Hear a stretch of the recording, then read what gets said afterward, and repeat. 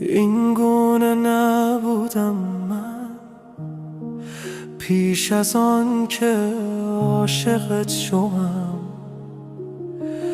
قلبم به درد نمی آمد، چشمان تار قلبت نبودم. از ته دل می خندیدم، ساده و بی صدا، خندایی که سال پر می کرد دنیای مرا.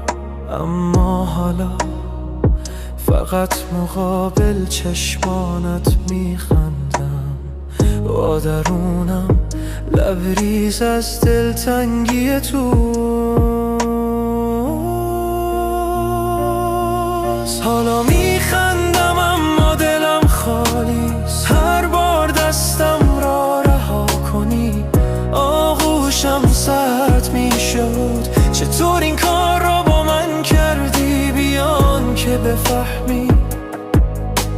خنده ام را کردی نقابی برای ترس و نیازم به آغوشت. تنها برای خودم بیدار می شدم، منتظر سلام ناگهانیات نبودم. اما حالا روزم آغاز نمی شد تا وقتی کلامت به من آرامش نداد.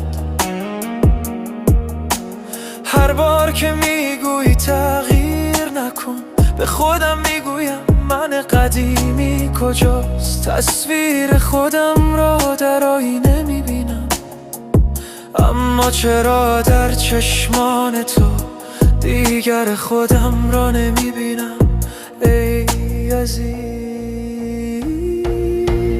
Gärna ljudaks med just någon внутри пустота, уходишь ты и в сердце опять холода. Как ты смогла все разрушить, разбить, сделав мой мир лишь прикрытием рая? Я жажду нежных, как ветер, объятий твоих и горячих, как пески, поцелуев хочу. Верни мне того, кем я был до тебя, кто жил в тишине, никого не любя. Если цена этой страсти душа, забирай мою душу, забирай мое сердце.